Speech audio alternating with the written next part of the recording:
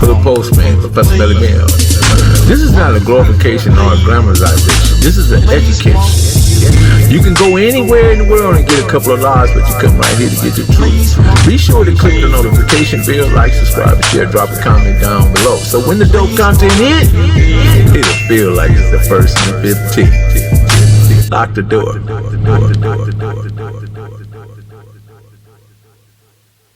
Professor Melly Mill, Oldman, you hit the feds in June 30th, 04. Yes.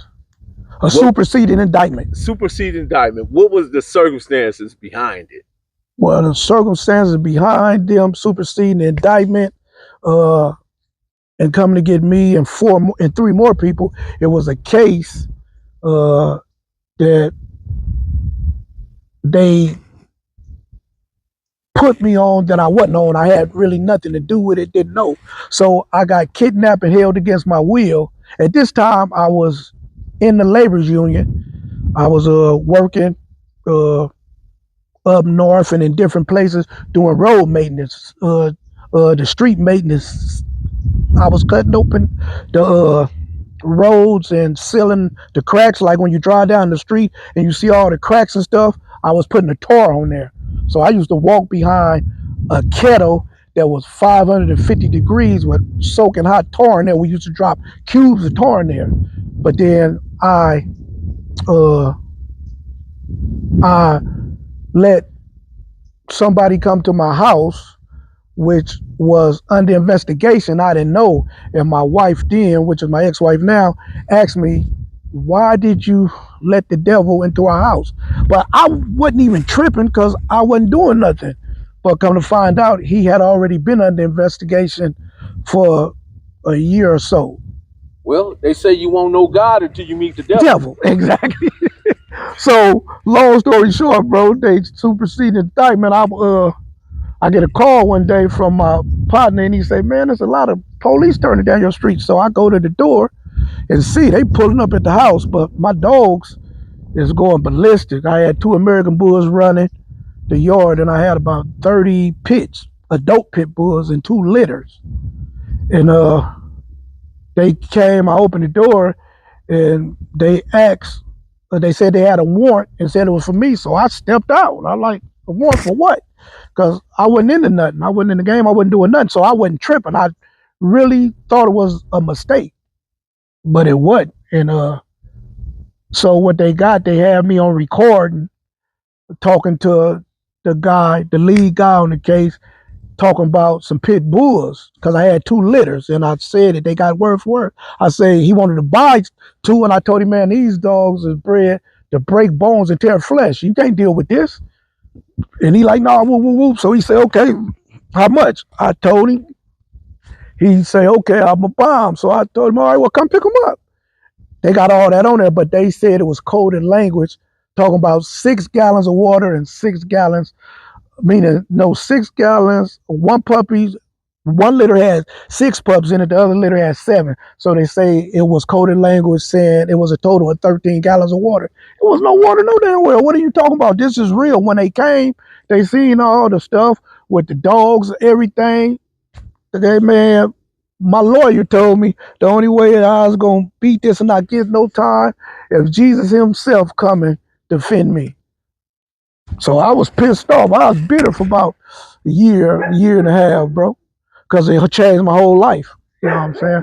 But it was a blessing also, because by me going there and sitting down, you know, homeowner and all that before I left, but end up losing all that in the process of going to lay down. But I picked up another trade. If you can remember, I used to talk about going to join the Janny King and doing that and start to working and all that. So my ex-wife dad was gonna fund it, but he ended up passing, rest his soul. Mr.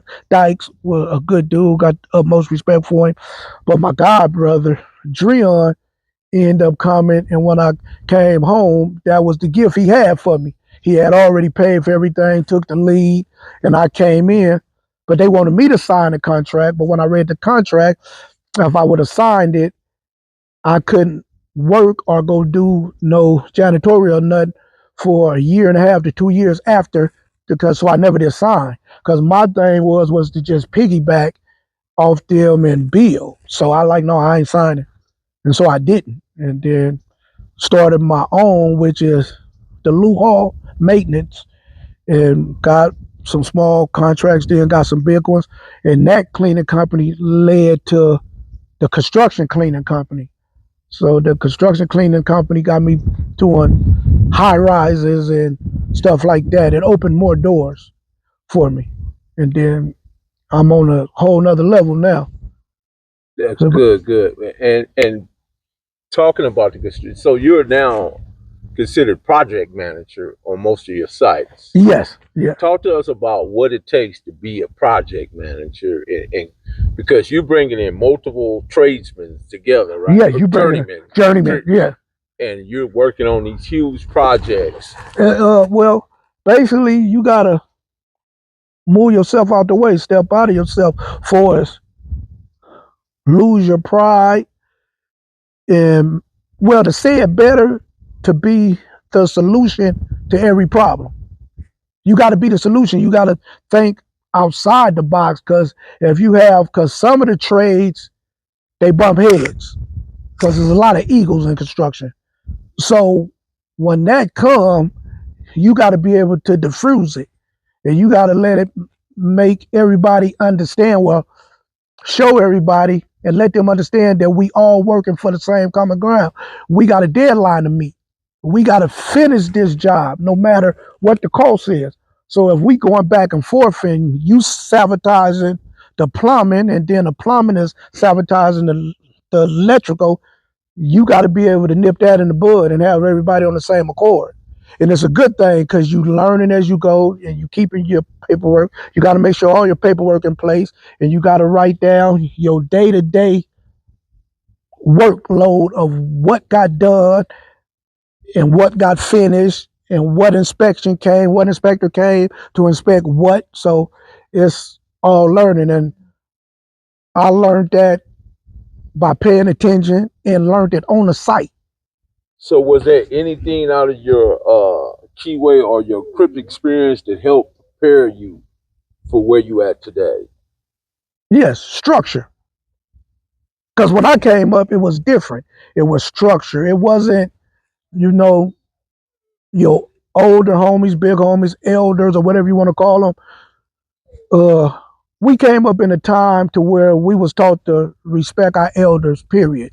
You know that. If it's Miss White cross the street or whatever, if you doing something, you straighten up because it's a respect thing. So yeah, you learned that. I took that. I done had that with me.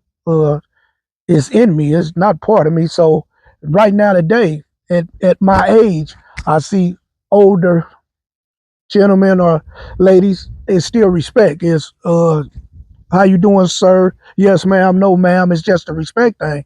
So I took that from there and I put it into the construction as well.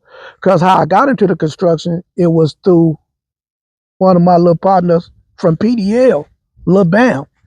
He was a superintendent on the job, and they needed a cleaning crew. And he called me. He like, hey, big bro, they got this. I want you to come in, this, that, another. I like, okay. So when he got off work, he came, sat down and talked to him. He said, listen, they gonna come in, they gonna ask you this, that, another. Just do you.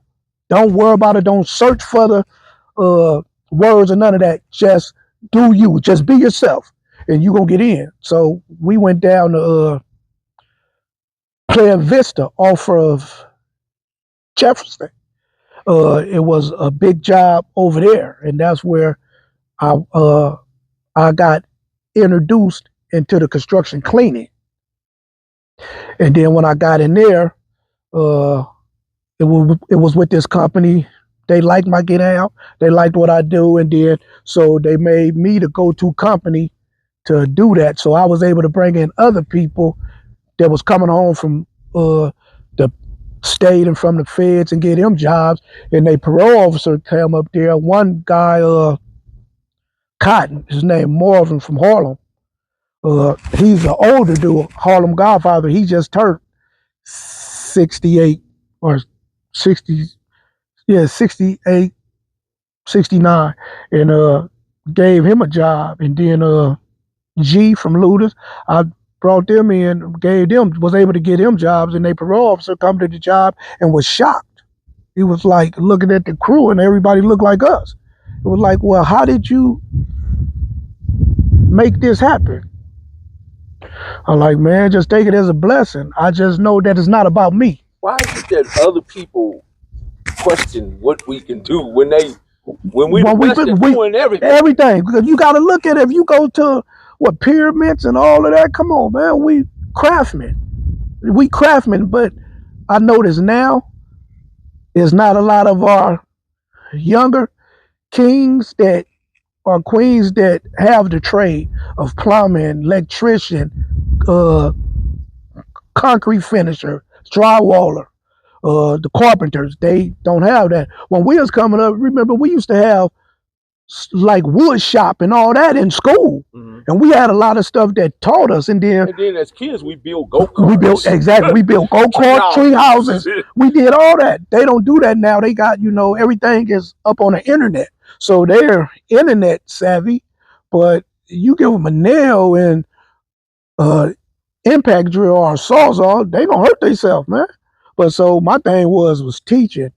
There's I got an old gentleman that asked me to help me structure for my company and all that, because he show up like you, so I have everything up here and I can put it on paper. And then he was just guiding me. So he asked me, he says, so what is your end game? Because me and him play chess, because he's a beast in chess. I like my end game. He like, yeah, so what is your end game? What do you want to come out of this? And this was in 2010. I said, man, I want to be able to be a company that employs 60,000 plus. He tilted his glasses on me, Mel. He said, how you going to do that? I say, with different companies. He said, different companies, and I broke it down for him. I wrote it down. He said, so you're going to build a brand? I'm like, yeah, eventually that's my plan. And the people will come that's going to help me do that, but it's going to cost. And that's where we at now. So I have different companies I have the administrator, bookkeepers, I have all of that, and it's a blessing. You was able to bring Damu, Keyways, and all these different people to these construction sites, exactly. Provide these jobs, and then they begin to feel that, okay, this is. And then the thing about it, I gave them the sense that, okay, I did everybody in the construction a 1099. And they was like, well, why you don't have no W-2s? I say, because I want everybody to be their own contractor. So y'all subcontractors to me. So what you already know and what you learn, you could take it and go start your own. I can show you how to go and get your LLC or your C Corp or S Corp or whatever you want to do, but we need to have more owners. I don't want you to just be like, come as a worker. So I want you to come with the mentality every time you come to work and we have these meets and y'all hear me talk before we start work. I want you to be able to go and do the same thing. How to fish. Exactly. Because that's what we got to do. We got to have more people that's willing to do that. But in doing that, you got to be able to bring your work home. And like I say, you got to take your pride and set that, just move it out the way. Because it could work. Because we are meant to be great. We already great. A lot of us just don't know it. But we are really meant to be great. And that's it. That's how you used to go. That's why you used to go to the law library, because you know your worth. And even though you in a good place, you know you still climbing. You still going. As long as you here, you gonna continue to grow, because that's what you feed off of. That's what I feed off of. So like I say, we got contracts coming in 2024. One is in Lawrenceville, Virginia. So I'm gonna be on both coasts. I'm gonna be here for a month or so, then I'll go over there. And what is going to be your hiring process? Well, my hiring process, we're looking for skilled laborers. So if you good in carpentry, plumbing, this, that, another, we HVAC, roofing, anything from the ground up, underground plumbing, the plumbing, concrete, hanging drywall, yes, painting. We looking for all that, because we have jobs on. Even hanging the ceilings, they put what they call that. come in and wire it all together, then you drop the little cushions in them? What you talking about, the channels? Yeah, because when you build these professional buildings, you got to put the ceiling in, right? And Yeah. I'm talking about, and it's like a little foam type of white little things, and frame it up and everything, and run the. Then you also gonna run the installation and all that, six and all that. Yeah, fiber and all. Yeah, all you that, got you got to do all that, and then they changing as we go. Because I just read on my email, they sent an email that now the ADUs that we doing now, the accessible dwelling units, they got it to where just say you put one at your house, you could rent it out, but now you can also sell it as a condo, and it would go for the price of the condo that's sold around your area. So people, you can still own your property, but you can actually sell the condo that's on your property. Yeah, I just read that, so that's something new. Speaking of property, how many acres are we on right now? Right now I have 2.5 acres. We setting up. Yeah, 2.5 acres. And then there's another 6. No, it's 2.5 behind me. I'm gonna purchase that, and it's 6 in front of me. I'm gonna purchase that. That'll give me 11 acres. And those the ones I looked on. I haven't checked on the side of me over there because it's a street that divides. That's 180 if it divides me. But I want to get a few acres on that side because eventually I'm gonna grow all my own vegetables, have my own livestock and all that. I don't eat meat right now. I eat fish, so I would be considered as a pescatarian, but I'm still gonna grow all my own stuff for us, the cows. And how's the dog business going? You got? Oh man, yeah, I got a couple of doggos that's 12 months Argentina doggos. I have a couple of pits. I have my pit line is Red Boy Outlaw line, and then I have a heavy snooty female, real tight, and that's just my off time. That's my passion, bro. It is because I could come out and I could slap a harness on them, on either one of them, and take them for a walk. And if I got something on my mind, I could just walk and clear, find myself, soul search, take self inventory, and so the dogs have always been my passion, always. Awesome. Yeah, because you talking about the epitome of loyalty. Yeah. Them dogs, bro. So how are them doggos in their nature? What kind? Doggos? Yeah, no, they a high prey drive. They hunt wild boars. In Texas, they do a lot of wild boar hunting, but they be on farms to fight off or kill the pumas or the cougars. They jaw pressure. They bite at 500 psi. Oh wow. Yeah, and the pet bull bite is like 230, 250, something like that, but they 500 psi. And they good for us. They temperament, good with kids. They, I can let them out and they gonna take off and they gonna run, but I don't let them out because I just moved a couple of my pet bulls here. At first, they was just here. I just brought 2 of my kennels and set up from the other house. And so now when I take them out the yard and we can hit the field. And if they run across a coyote or whatever, it's over with. It's curtains. It's curtains. Well, it's curtains, it's bro. Been a pleasure talking always, to you, man. Always. Man, I appreciate it, man. This was a education. As I say, man, this is not a glorification. It's always an education, nor is it glamorization. It's education. And before we had handguns, we had fair ones. So exactly. Now we're back to the education part, man. And the education is so important because I talked about this earlier, man, that the problem is not that black people are uneducated. The problem is that they are educated just enough to believe what they've been taught and not educated enough to question what they've been taught. Yeah. With that being said, I appreciate you at this moment, man, and continue to do what you do. Yeah, and we're going to line up again because we're going to get these kids some jobs, man. Oh, most definitely. You guys want to get to construction, man, y'all going to come see old man. He got it for you, man. You're going to have enough land out here to put bulldozers, land movers. Oh, yeah, no, that's what all the heavy equipment, that's what I'm going to eventually have. That's why I want the acres behind me because I could put the skip loaders, the backhoe, bobcats, all of that back there, earth movers. I can put all that back there. You know what I'm saying? So, and just think about it, man. This man came from Compton, from a gangbanging background, but saw better of himself and knew better of himself and decided to take that energy and transfer it to where it is today. And now Exactly. you see him 2.5 acres. I'm talking about all I could park I see is land right now. That's it. So, and he's doing the best, man. With that being It's a said, blessing. Professor Melly Man, old man, Yes. lock the door, man. Peace, bro. Peace. For the postman, Professor Melly Man. This is not a glorification or a glamorization. This is an education.